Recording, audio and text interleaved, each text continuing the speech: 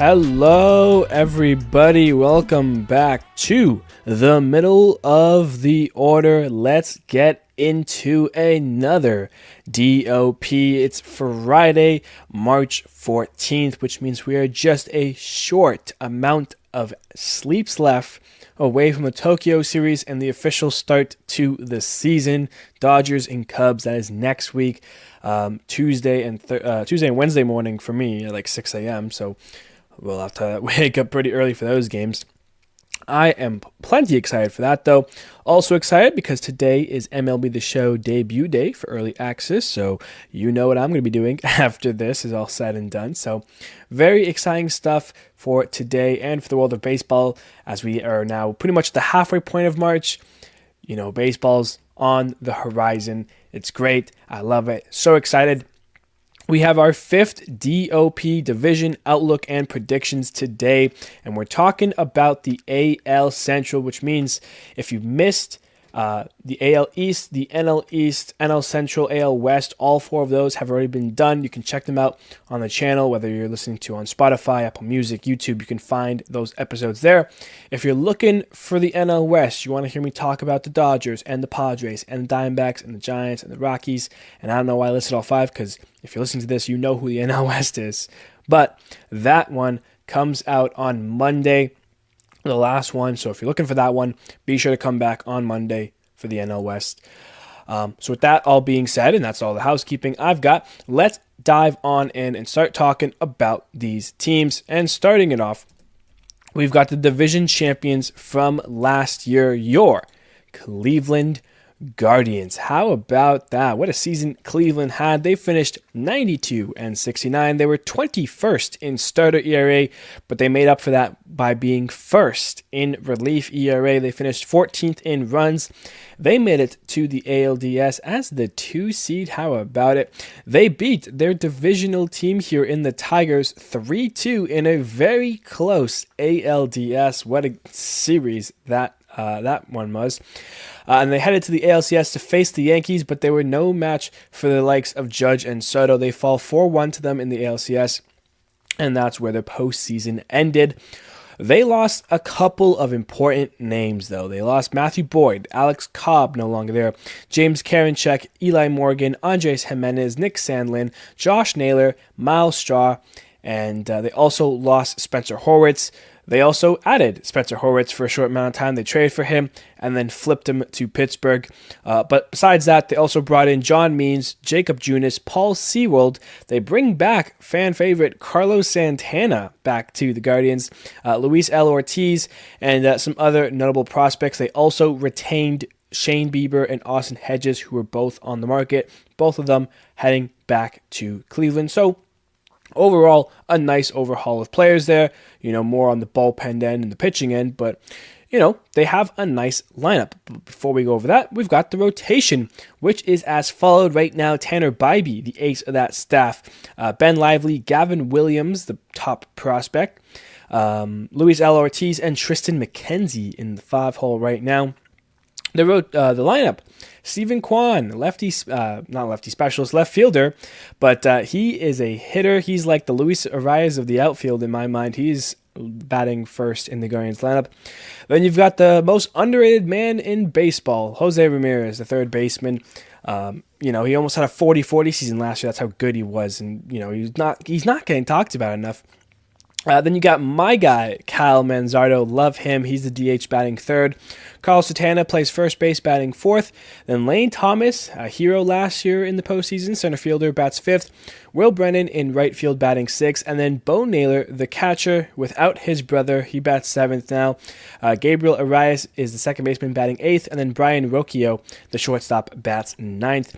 The guys on the bench, they got Austin Hedges, another postseason hero in John Kenzie Noel, Tyler Freeman, and Jonathan Rodriguez. The bullpen has plenty of notable names, such as Cade Smith, Hunter Gaddis, Paul Sewald, Jacob Junis, and of course, you cannot forget about the guy in the back end there, Emmanuel Clase, the top pitcher in the bullpens in MLB right now. He's my guy, the 1-1 out of all closers, out of all relief pitchers. That's the guy for me. despite what his postseason might have said, he is a dog. Guys on the IL currently, you've got David Fry, Shane Bieber, John Means, Sam Hentges, and Trevor Stephen, however you want to pronounce it. I think it's Stefan. So a couple notable pitchers there. Of course, Bieber and Means, those two guys are, an impact to the starting rotation there. Taking a look ahead into 2026, you've got Carlos Santana, Austin Hedges, Jacob Junis, Lane Thomas, all free agents. And then you have a club option for John Means at $6 million, and then a player option for Shane Bieber at $16 million, and then a mutual option for Paul Seaworld at $10 million. And that wraps up the Guardians. So, moving on now, we've got to talk about the Kansas City Royals. What a season the Royals had. It might not even be the best AL Central team last year, realistically. Record-wise, 86 and 76. They were second in starter ERA. How about that? 20th in relief ERA. 13th in runs. They finished 6.5 games back of that division. If you forget, Guardians and Astros missed one of the games. They, rained out, and it did not get back on the schedule, so that's why that half is there. They ended up being a wild card team last year. Despite all of the odds, they beat the Orioles 2-0 in that AL wild card. They didn't need to do much besides keep them quiet pitching-wise. I mean, that second and starter area really showed in that series. They then headed to the ALDS, where, like the Guardians, they were defeated by the Yankees in that series 3-1 to allow them to move on to the ALCS, where they beat the Guardians. So very successful season overall, despite losing the playoffs. The fact that they made the playoffs, I think it was the first time since 2016 when they won the World Series. So hats off to the Royals. A fantastic year for them, and well earned on the backs of some amazing players. So, who did they end up losing? They said goodbye to Paul DeYoung, Garrett Hampson, Robbie Grossman, Will Smith, Yuli Gurriel, Tommy Pham, Adam Frazier, and Brady Singer. There was some other guys on the market that they brought back, such as Michael Wacha. They kept him on a 3-year deal. They bring back Michael Lorenzen. They also extended Cole Reagans for a little bit through his arbitration. So some solid stuff there from the Royals. And they also got in Jonathan India and Joey Weimer from that deal with the Reds. And then they also brought in Carlos Estevez, Kevin Biggio, and Ross Stripling, both on non-roster invitee deals. So those two guys could make an impact, could not make an impact, but notable names nonetheless. When you take a look at that rotation, that's what it was so solid, because they brought in two guys to help last year, and they made more than a difference. So they got Cole Reagans as the ace of that staff, Seth Lugo, Michael Wacha, Michael Lorenzen, and Chris Bubich. Lugo and Wacha were premier studs last year. They showed up last year for the Royals. Will they do so again this year? The lineup: Jonathan India, newly acquired, the DH, bats first. Then you have the possible MVP candidate, Bobby Witt Jr., the shortstop, bats second. Vinny Pasquantino, the first baseman, batting third. Salvador Perez, the catcher, still doing it, batting fourth. Michael Massey at second base, bats fifth. Hunter Renfroe in right field, bats sixth. MJ Melendez in left field, bats seventh. Then you have Miguel Garcia at third base, batting eighth. And Kyle Isbell out there in center field, batting ninth. The bench has Freddie Fermin, who we saw, do some catching last year. He will see some time this year as well. Nick Lofton, Darian Blanco, and Nelson Velasquez. So some names to know for sure. The bullpen: Carlos Estevez, new closer there, but of course they still have Lucas Ursig, who was a pivotal part in their postseason run last year. They got him at a deal with the deadline from the A's. They also have guys like Hunter Harvey, Chris Stratton, and John Schreiber back there as well. On the IL, they have Alec Marsh and Kyle Wright, so two pitchers who, Kyle Wright, we've seen some success with the Braves, and hopefully he's able to find that again with the Royals. I love him a lot. Taking a look into the future, 2026, their free agents include Hunter Renfroe, Chris Stratton, and Hunter Harvey. They have a club option for Salvador Perez at $13.5 million and a player option for Seth Lugo at $15 million, as well as a mutual option from Michael Lorenzen at $12 million. So the Royals could be looking good, could be primed for another potential postseason, maybe even a divisional run if all things go according to plan. That is the ideal scenario for Kansas City, is to improve upon last year, and to do so, that means making the postseason. Speaking of making the postseason, how about your Detroit Tigers, who made the postseason, who surprised everyone, who surprised teams they blew out of the water like the Twins and the Mariners in the final month of the season. They had one of the best seasons in baseball last year. They were finished 86-76, same as the Royals, but the Royals had the tiebreaker over them. They were 4th in starter ERA. They were 5th in relief ERA, 19th in runs. They were 6.5 games back of the division. They made the wild card, and they did something that teams like the Yankees and the Mariners have tried to do and have failed. They beat the Houston Astros. They ended the streak of them making to the ALCS. I think it was 7 or 8 straight years of them in the ALCS.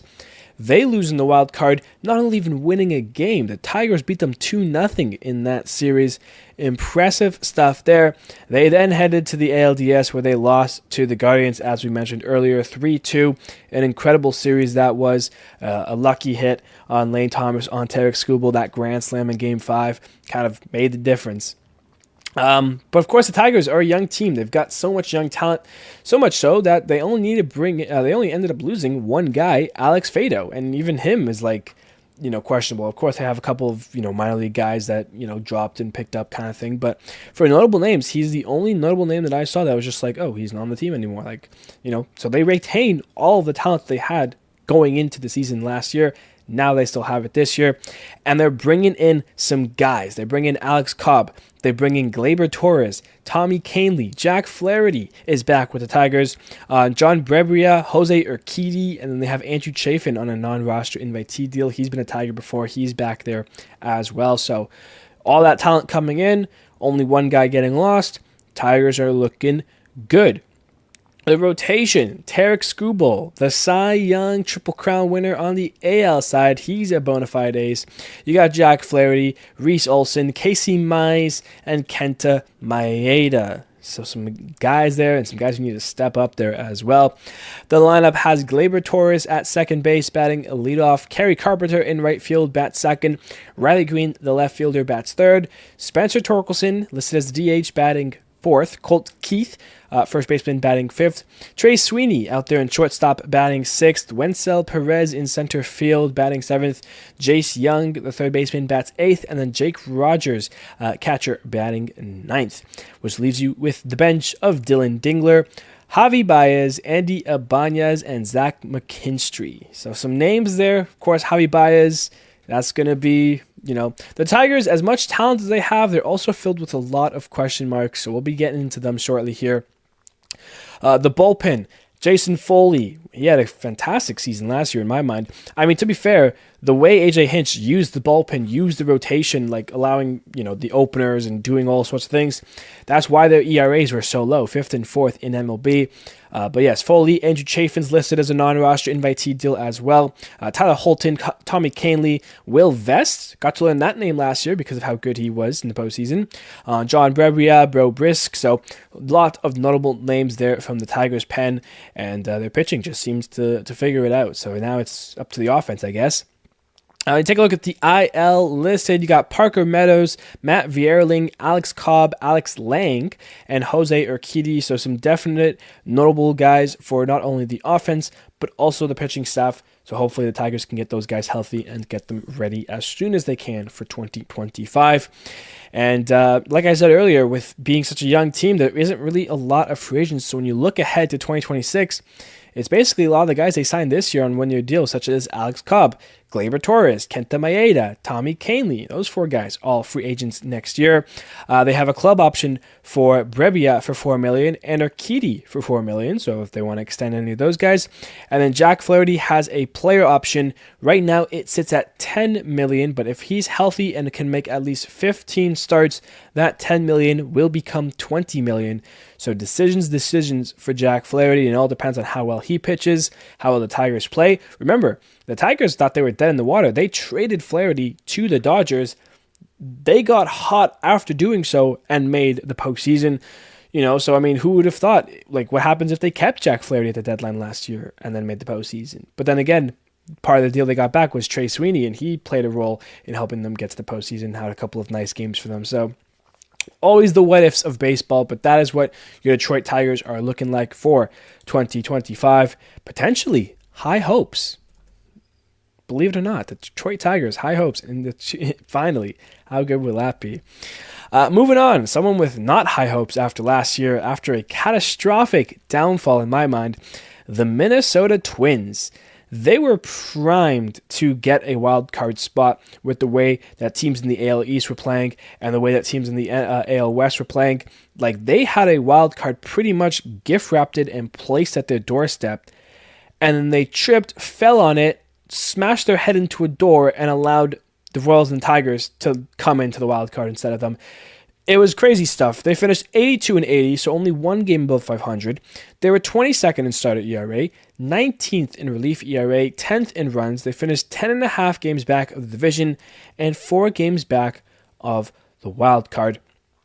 Just a bad season last year in my mind. Like, they couldn't finish. They didn't have really the players to do so, and I don't know if they had the players this year as well. Who they ended up losing. Alex Kirilloff called it a career at such a young age. Of course, we know his story. We talked about that earlier in the offseason, but he's retired and no longer with the team. And so is Kyle Farmer, Manuel Margot, Max Kepler, Caleb Thalbar, Anthony Desclafani, and Carlos Santana, all no longer with the team. And with those empty holes, they bring in guys such as Danny Coleman, Harrison Bader, Ty France, and Oscar Yanoa, who is on a non-roster invitee deal, a minor league deal. So that is what the Twins bring in to replace those guys. The rotation is still as solid as it gets. Pablo Lopez is a star. Joe Ryan could have a sneaky great season. Watch out for him. Bailey Ober, Simeon Woods Richardson, and Chris Paddock. So honestly, the 1 through 5 on that rotation, I actually like it very much so. I like all those guys. The lineup, Matt Wallner in right field leads it off. Carlos Correa, the shortstop, batting second. Byron Buxton, the center fielder, bats third. Trevor Lenark, left fielder, batting fourth. Royce Lewis, third baseman, batting fifth. Ryan Jeffers, the catcher, bats sixth. Willie Castro out there as the DH, batting seventh. Ty France at first base, batting eighth. And then Brooks Lee, the top prospect in their organization. He plays second baseman, and he is batting ninth. The bench has Christian Vasquez, Jose Miranda, Eduardo Julien, and Harrison Bader. The bullpen, the most notable names there, Johan Duran is a star. Griffin Jacks had a fantastic season last year. Brock Stewart and Danny Coleman, among others. When you take a look at the IL, you have Michael Tonkin and Justin Topa, who are both on the IL to start the season off, so we'll see how those guys can get healthy. And then when you take a look into 2026, you've got Christian Vasquez, Chris Paddock, Danny Coleman, Ty France, and Willie Castro, all as free agents for 2026. They also have a club option for Topa for $2 million, as well as a mutual option for Harrison Bader, which is still TBD. So we don't know the value there, but he has a mutual option there. They picked him up kind of recent, kind of at the end of the deadline here. So we'll see what Bader can bring to the Twins. And the team is still pretty similar to last year. They're going to be relying on some young talent, hopefully, to bust them forward and get going here. If I'm being honest, I kind of like Eduardo Julien, so I hope he gets some good starting time, and hopefully he can, get some playing time either at first or second, or he figures it out a little bit. So that's the hope there. He had a decent season last year, to be fair. Nothing eye-popping, but nothing, that you don't want on your team. So we'll see where the Twins land on him, and we'll see how the Twins land in general for 2025. There is one last team to discuss, and it's a sad story. It is the Chicago White Sox. And it's a sad story because last year they became the worst team in MLB history, or very close to, if you go back into the history books. But they finished 41 and 101. Most losses. Like, it was a crazily absurd, bad season. Anything that could have gone wrong went wrong, and any hope they had just a few years ago out the window, and it's such a sad story there. They were 25th in starter ERA, 28th in relief ERA, and dead last in runs at 30. We're talking about the Twins being 10.5 back, whatever. They were 51.5 games back of the division. That is 2 months worth of work, over 2 months worth of work. They were 45 games back of the wild card. I have never seen those numbers so high before. Just an astonishing season from the White Sox. And will it get worse this year is the question. That's the big question with the White Sox. Can it get worse? That's the only question we have to ask. It's not about, could they compete? No, they cannot. Don't even try. But will they be worse last year, or can they at least scrape a couple games together? Who they ended up losing: Yoan Moncada, gone. Max Stassi, Garrett Crochet got traded. He's gone. Michael Soroka, Chris Flexen, Dominic Leone, Matt Foster, Nicky Lopez, Gavin Sheets, and Enyel De Los Santos. So pretty much anyone with some major league talent were either shipped, let go in free agency, just not getting paid, non-tendered, whatever. Done and dusted. Who they bring in? They did, as I said, the Garrett Crochet deal. They got some top prospects from the Red Sox, guys like Braden Montgomery, Kyle Teal, among other prospects from all the stuff that they did. But those two are the standout prospects.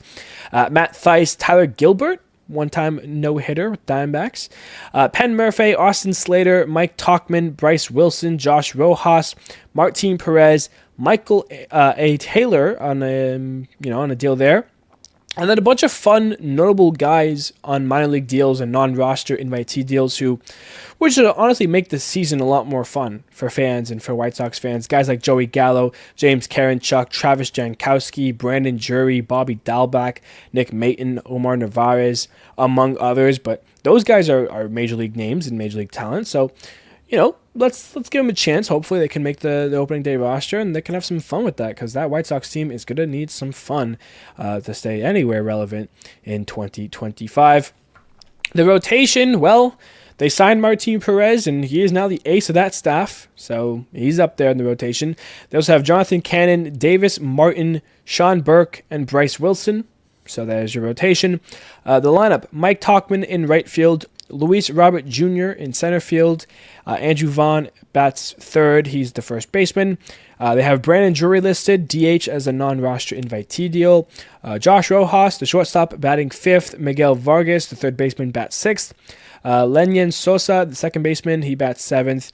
And then you have Travis Jankowski out there in left field on a non-roster invitee deal, batting eighth. And then Corey Lee, the catcher, bats ninth. I like Corey Lee, so hopefully he can get some improvements this year and get some more chances to be a good catcher for them. The bench: Matt Thaiss, Jacob Amaya, Dominic Fletcher, and Michael A. Taylor. So questions there for the White Sox on who makes the opening day roster and who doesn't. The bullpen: they have Mike Clevenger on a non-roster invitee deal. He was on the team last year. They picked him up on a minor league deal this year, and we'll see if he can crack the team. I assumed so. Justin Anderson, Penn Murphy, and Tyler Gilbert are really the only names that somewhat stood out to me from the bullpen, among other non-notable names. The IL: Andrew Benintendi starts on the IL. So does Austin Slater and Drew Thorpe. So some important names, I guess, for the White Sox sake, for their sake of their team and their success. So hopefully they can get those guys healthy. And when you take a look into 2026, Austin Slater, Michael A. Taylor, both free agents, as well as a club option for Luis Robert Jr. for $20 million. But of course, he's also still, I believe, under contract for one more year. So whether they decline that and try to go through arbitration again, whatever. Then they have a mutual option for Martin Perez at $10 million. So that is what the White Sox look like, and that is how we get our central outlook going here. So let's start talking about some teams here. I'm going to start by leaning into the Tigers' success from last year and the questions that I have for them this year, because, as you know, like I said, they didn't lose any free agents. They bring in some talent. They should be, on paper, better than last year. There are three questions. For me, there are three questions that really stand out. Three specific players. First one, well, I guess I can combine these two. Casey Mize and Spencer Torkelson. both guys who were 1-1. They were first-round, first picks by the Detroit Tigers. And, these two guys have been like the marketable, like, oh, these prospects will be the guys to help us out. And, Casey Mize has dealt with some injuries. He, has struggled when he has been healthy. It hasn't been great. Spencer Torkelson has had decent stretches where he's able to, have good seasons and good numbers. I think last year in 2023, he had about 20 to 30 home runs, and, that was so far his best season. Last year, it was a complete disaster for him. Again, he went back to AAA. So, these two prospects, the 1-1 top draft picks who were supposed to help lead this franchise now, I think of Jace Young now as a guy who's helping them lead, and Colt Keith and Trey Sweeney and Riley Green now, who's been in the league for a couple of seasons. So, there's other young guys that they have who have been outperforming these 1-1s, and the question really is, hey, you guys are the 1-1s, top talent. You were the first pick. It's time to stand out. If Spencer Torkelson can stand out and have a good offensive year, if Casey Mize can be a guy who goes 5-6 innings with 7-8 strikeouts consistently, we're talking about a Tigers team that will easily make the playoffs potentially and potentially fight for the division. I say wild card because I'm like making playoffs but who knows what the AL West and AL East can do. But in the AL Central, they can easily be second, if not first, with those two guys right in the lineup there and making it difficult for other teams. So, that's like the main question is, can those top prospects, can those, first round draft picks make a difference for this Tigers team?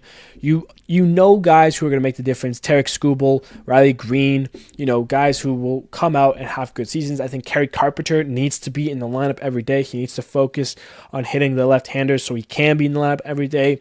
I don't know if AJ Hinch is going to allow him to do that until he can show that he can hit those lefties. But, on paper, and even the bench, Dylan Dingler, top catcher prospect who can eventually replace Jake Rogers. Andy Ibanez had that big hit in Game 2 against the Astros in the postseason last year that brought them, as close as they did to, almost the ALCS for this Tigers team. Tarik Skubal, I really thought Game 5 with Tarik Skubal on the mound, it was the Tigers' game to lose. Unfortunately, gave up the grand slam to Lane Thomas, and that knocked him out then and there. The other big question, you paid a guy over $20 million to come to your team, and all he's done is strike out, swing at awful pitches, and forget who the hitter he was, and that is Javi Baez. Javier Baez might be the most expensive bench player in MLB history at this point. This contract is looking really bad, but I still believe in Javi Baez that he can still be that player we've seen with the Cubs in years past. He just needs to tap into something. And the question is, will he? Will he be able to get some juice out of his season? And can he turn something around? Because that's what he needs to do for the Tigers' success. Because if he's collecting $20 million and just sitting on the bench, until the Tigers can get rid of that contract, they can't really compete because they can't spend money elsewhere. They can get a couple guys here and there like they did with Glaber and what they did, with Flaherty coming back. But they're going to need some money to bring in some top talent. And Baez is that top talent right now that's hogging that money, and he's playing worse than some of the young kids. So what does he have? He's listed as the bench right now. I'm assuming he will be kind of a platoonish guy into the season, but when he does play, he needs to play with heart. He needs to play with passion. He needs to be El Maggio. So we'll see where that lands. But if Casey Mize, Spencer Torkelson, and Javi Baez, if those three guys have good seasons, there's no doubt in my mind these Tigers can have a phenomenal season. So that's what we're going to go with there. Minnesota, like I said earlier, catastrophic downfall. Don't know what happened. Injuries and just losing streaks galore. The pitching went away from them. It was just tough. Like I said, I do like the rotation. I think Paulo Lopez, hey, that's a Cy Young candidate. Joe Ryan, he's a dark horse Cy Young candidate. Bailey Ober, he's a dark horse, candidate. I don't really think he could do it, but hey, he's got the stuff to do it. Chris Paddock, remember how good he was, in his early years with the Padres, but he's still got some juice. So there's some key pieces and some key elements in the rotation. The lineup, it just asks the question of, can they stay healthy? If Byron Buxton plays 150, he could have a career year. He could have monster numbers put up. If Carlos Correa can stay healthy, if Royce Lewis can stay healthy, like those are guys for them that if they can stay healthy, can make a difference. And then, what do you have of the young kids? Matt Wallner out there in right, Brooks Lee, second baseman, Eduardo Julien, Jose Miranda. I mean, the fact that those two guys are bench guys, like those guys can make a difference last year for Minnesota. So we'll see how they want to use their team. They still have all the talent in the world. It's just like, who's going to make the mistakes? Like this division, on paper, there is a lot of talent. When I think of like the AL East and the AL West, there's top talent. There's the Yankees, there's the Rangers and the Astros, Baltimore. And then, like that's the difference here. But these guys are all so similar. It's basically just who gets hot. Like outside of the White Sox, any one of these four teams can win the division. If things go right for them and things go wrong for other teams, like 100%. Division's locked up at that point. So it's a matter of who's going to have those players who like step up and, how is that going to make the difference in the division running? Because, depending on, unless there's struggles in the other two divisions, I think it would be difficult for the AL Central to repeat with having two teams as wildcard teams. So I think at most they would get one, and that's if things go awry from one of those West or East divisions there. And I mean, we're talking about the Tigers and all the success they might have, and the Twins, and if things go right. But we're still forgetting the top two teams of that division last year, and that's the Guardians and the Royals. The Royals have Bobby Witt Jr. They improved. The question there is the pitching carried them last year. They were second in starter ERA, and that was because Seth Lugo and Waka were pitching like amazing. And Cole Reagans, that was the top trio in baseball for the first 2 months of the season. They had the combined best ERA, best whip, innings pitched, strikeouts. Like the Royals, those three starting pitchers were leading all of MLB. They were studs at the beginning of the season. Can they do that again this year? Can Seth Lugo be a dog still? Can Waka be a dog still? Bobby Witt Jr., if he can have an MVP caliber season, if he has the season like he did last year, I think he will win the MVP. I think the Royals will make the postseason. I have very strong hopes for this team. I think Michael Lorenzen is an interesting player. I think Jonathan India, change of atmosphere, he's going to have a career year. I think Vinny Pasquantino, being hurt last year and missing a lot of time, he's going to be healthy, ready to go. He's going to be fired up. He's going to want to win. I think the bullpen has got some excellent guys and key pieces. I'm a really big fan of this Royals team. But I'm also a big fan of that Guardians team too. I mean, you got Jose Ramirez, you got Kyle Manzardo, my guy, Stephen Kwan. Like I love, these players for Cleveland, Lane Thomas. There's some fun names here. The rotation, like that's the thing though. Like, how is the rotation? Gavin Williams, we've seen this kid pitch a little bit. We've seen him pitch well. We've seen him pitch poorly. Tristan McKenzie has been battling injuries in recent years. Can he be a key piece and healthy and just be chilling there? How long until they get Shane Bieber? Does John Means get a chance to pitch this year? Because I still think he's a great pitcher. Tanner Bybee, top 3 rookie of the year voting, I think, in 2023. So, I mean, there's some key pieces here, some key elements. They obviously lost some important players like Andres Jimenez, like Josh Naylor. Matthew Boyd did make a big impact for them in the postseason run last year. So there are some notable changes there in Cleveland that, like, I still like the team, but on paper, when I think of these 4 teams, they're the ones who got the worst with the free agency moves. And they made some nice additions, bringing in Seawald, bringing in Santana to help out Luis L. Ortiz for the rotation. They made some nice improvements, but they did lose a lot of talent, a lot of guys that, were the difference makers. And if you ask any Cleveland fan who they would rather have at second baseman on the year, I think they would rather say Andres Jimenez over Gabriel Reyes. But, that's the deal that got made. That's how the season's going to be looking for Cleveland. So, they still have a bunch of top-tier talent. It's just who's going to be the best team with that top-tier talent, showing up. Because it could be the Buxton and the Correas of the world. It could be the Bobby Witt Jr.'s and Cole Reagans of the world. It could be the Spencer Torkelson and Casey Mizes and Riley Greens of the world and Skubal. It could be the Ramirez and the Steven Kwans of the world. Like, it really could go down to a single 4-sided dice roll for who wins the division. And then the real battle is the wild card, who comes second. Because honestly, I think if you finish third in this division, you don't make postseason. And honestly, like, the Twins have the aspirations of, we have to make the postseason. I think the Guardians are the same way. The Royals and Tigers are like, last year was fun. If we want to show that we're like going to be a competitive team for the next couple of years, we have to do it again this year. I think it's a little less like pressure for them to make the postseason this year. But if one of them can, or if both of them can again, then we're talking about, okay, there's a new regime happening here in the Central, a new Kansas City team that's going to take over, a new Detroit Tigers team that's taken over. So, like, there is pressure to make postseason this year for these two teams, but I think there's even more for the Guardians and Twins, especially the Twins, because of last year's downfall, because they had that wild card locked up. They let the Mariners by, then they let the Royals by, and then they let the Tigers by, and they lost that wild card seed, and then the Tigers passed the Mariners, Royals passed the Mariners, and that's how you ended up with the Royals and the Tigers. But of course, we know that some teams had down years. Teams like the Rangers had a down year. Mariners, obviously, they were struggling towards the end of the season. Blue Jays had a down year.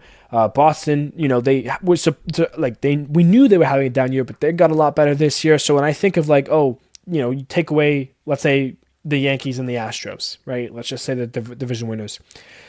Let's say Guardians take the division. So we're talking about Kansas City here, the Royals. For them to have a wild card, they have to be better than one of the following teams: the Texas Rangers, the Seattle Mariners, Toronto Blue Jays, Boston Red Sox, Baltimore Orioles, and if you even want to throw the Athletics in there, because I think they can be sneaky good. They have to be better than, I listed 6 teams. They have to be better than 4 of those to have a wild card chance. So, a lot needs to go right for the team that comes second. I think right now, if you're in this division, if you are the Twins, if you are the Tigers, Guardians, Royals, whatever, your mind is the division. That's how you make the postseason. You want a guaranteed ticket, win the division. That's how you make the postseason. I don't know if there'll be a wild card from this team, this division this year. If things go wrong, like I said earlier, from the East and the West, maybe. But whoever wins this division, that's the battle. These 4 teams battling for the division. I guess we still have to talk about the White Sox a little bit. I mean, like I said, there's really only one question. Does it get worse? It can't get worse, right? 40-122. There's no way a team loses that many games, but they don't have Garrett Crochet anymore. He was great, but he wasn't also just automatic wins when he pitched. But still, I don't trust the bullpen the slightest. I don't trust the lineup. There is not a guy here. There's some guys I like to root for. I would like to see Brennan Drury, make the team and play well. I would love to see Luis Robert Jr. play incredible and up to his potential, because then the White Sox can trade him and get some top-tier prospects back. I mentioned Corey Lee. I like him. I'd like to see him play. I like Michael A. Taylor, so hopefully he can get in some games. There's some players to root for. And then there's, I don't know. It's the White Sox, man. 41-121. Can they get worse? That's the only question. Will it get worse? Can it get better? It has to get better, even by 1 game. Even if it's just 1 game. 42-120. That's better. It's got to be something like that. I don't know. That's how your AL Central shapes up for 2024 here. It's going to be a dogfight for that division there. Without a doubt in my mind. Who gets the division? Who gets the lucky team here? Who's got that top-tier talent to get them into the postseason? Those are the questions that we'll be answering throughout the season. And that brings us to the over and unders. And we're going to start at the bottom this time with the White Sox. The over-under is 54.5. That is very high in my mind, to be honest. When you're coming from 41-121, and we know that to repeat that would be dramatically bad. It will be very hard to repeat that kind of losing records. They lost, I think, 20 games twice in the season or something like that, like 10 plus, 15 plus. I forget what the numbers were, but it was bad. And I understand where, FanDuel and like sports books are coming from with, it can't be that bad. They're still projected to lose way over 100 games. But I don't know if they can win an extra 15 games with the moves they made. Like, I know it's like, off of numbers wise, they're like no way they should have lost that many games last year. But I don't think they win 55. I think they could win 50. That's like an extra 9 wins still, but there's no way. I'm taking the under on the White Sox. I don't have faith in that. That's low, but man, the White Sox are bad. The remaining teams, and this is what I'm talking about with the dogfight for the division. The Minnesota Twins, 83.5. The Detroit Tigers, 83.5. The Kansas City Royals, 82.5. The Cleveland Guardians, 82.5. The 4 teams separated by a game. The extra game advantage goes to the Twins and to the Tigers, while the Royals and Guardians are at 82.5. And it's basically just let me close my eyes and pick a couple darts and throw some darts, right? I like the upside the Royals have. I like the team that they have. I'm going over on the Royals.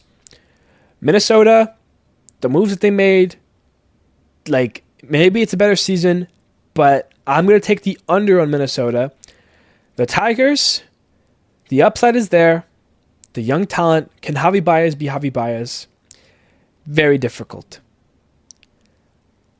I'm going to take the under on the Tigers. That's a really hard one. So is the Guardians, but I'm going to take the over on the Guardians. Like, it's basically Guardians versus Tigers for my other over and under, because I don't want to have 3 overs in this division. But I'm thinking Tarik Skubal was a guy last year. He was an ace. He was a certified star. Can he repeat that success? Because if he goes down with an injury, I mean, this team gets a lot worse. Like, he is a key piece. I think there are guys who can have good years, and I think I could be wrong about the Tigers easily by taking the under here. But if I'm going to say, okay, Royals win the division, because that's who I'm most confident on. If I'm saying the Royals win the division, if I have to say that one of these teams, either the Tigers or Guardians, come second, I would think it's the Guardians still. There's a reason the Guardians beat them in the ALDS last year. They did lose some talent, but they still have Manzardo and Kwan and Ramirez and Santana, and I'm not going to go through the whole lineup again, but there's talent throughout this Guardians lineup. I like them a little bit more than Tigers. And the Tigers have a higher ceiling, though. If those young kids play, and if they play up to high potentials, I think the Tigers easily, battle for the division, maybe come second, beat the Guardians. But on my gut feeling right now, on March 14th, before the season starts, and we're going to have a whole prediction, so this might change come 2 weeks from now, but I'm going to say the Royals and the Guardians, we're taking the over at the 82.5. Tigers and Twins at the 83.5, we're taking the under. And then the White Sox at 54.5, we take the under, because who in their right mind has really any faith in the White Sox? No offense, Chicago. Hey, I like the White Sox. Growing up, my team was the White Sox in terms of like the team I played for in my little league. But yeah, I don't know. Going to be a tough year. Going to be a dogfight for the AL Central. I'm excited to watch that, and I know you are too. This was our 5th DOP. We have one more on Monday, and then when we do that episode, the very next day is Tuesday. That is the Tokyo Series. So we'll be talking Major League Baseball by this point next week. So get excited for that. I appreciate you all. Thank you, everybody, so much. And I will see you on Monday.